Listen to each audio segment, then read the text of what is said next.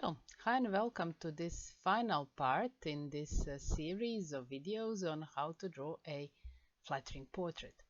So you can see where I'm at this point with this drawing. I already have this expression that I wanted to achieve. There is this warm smile and there is sufficient likeness. It looks like her.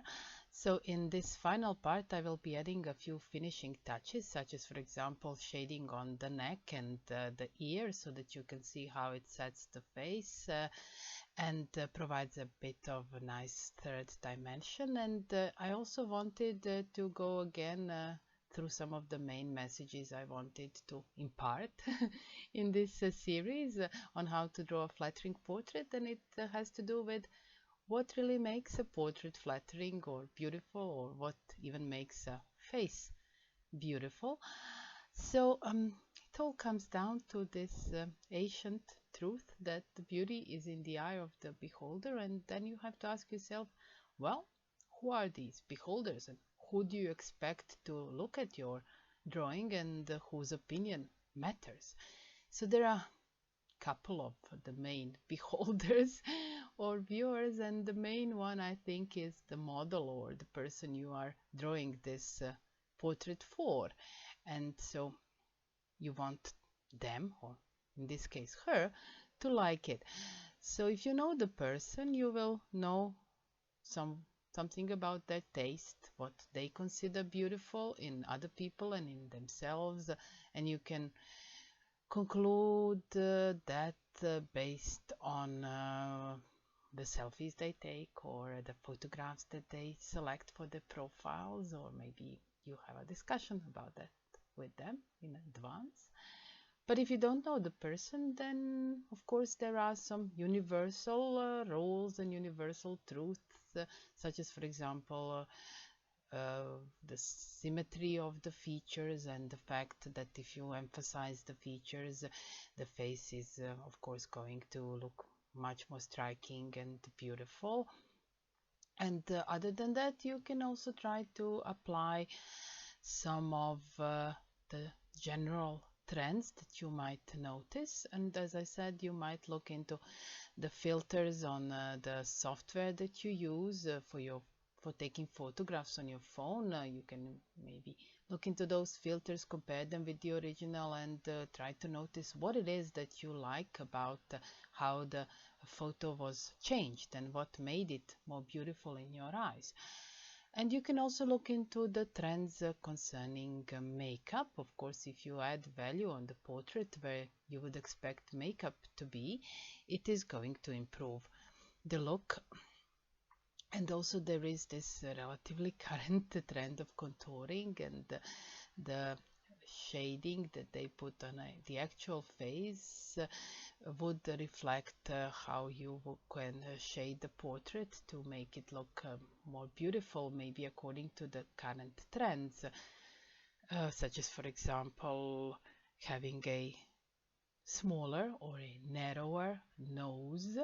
And some people think that it improves their appearance, and emphasizing particular bones and parts of the face. So the shading makeup trend might help with that.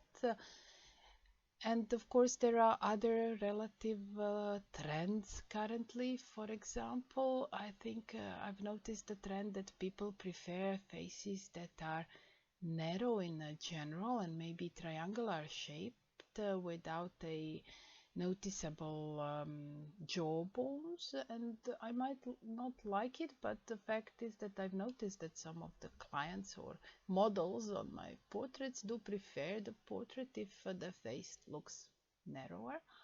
And there's also this current trend of disliking or disfavoring high and broad foreheads. I do not agree with that at all, and I hope that is temporary, but that is in fact the current trend. I always thought that having a high forehead made a person look intelligent.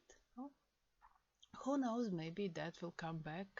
A lot of these trends change. So you might want to apply some of these ideas if you want this drawing to be as appealing as possible to your model or your client.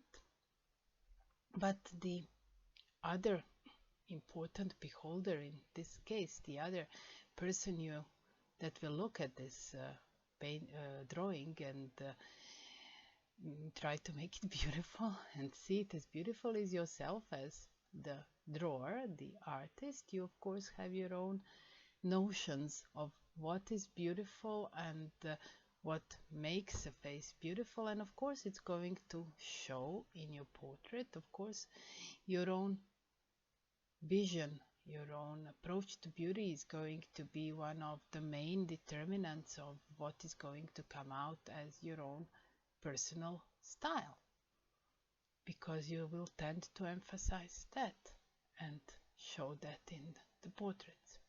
So when it comes to me and my approach to what is beautiful and what I see as beautiful is that in fact I can't even remember drawing anyone that I did not see as beautiful, because what I see as beauty, as attractive, is this glint, this spark in the eyes, and this warm smile, and whenever I can show that, I think I've shown beauty. So this is what I can see now in this portrait, that this is my friend and she's beautiful. And it's not about how young she looks or how symmetrical her features look. It's about the fact that this looks like her, but at the same time this looks like her while she's happy and lively, and so that's what I wanted to achieve, and I think I have. And so, well, this brings us to the end of this series, and I really hope you enjoyed this journey with me, and I hope you will join me on the next one as well. I'm still thinking about what that's going to be about. And so thank you once again for all the patience and all the attention and all the feedback that I hope you're going to leave, and well, see you in the next one. Bye.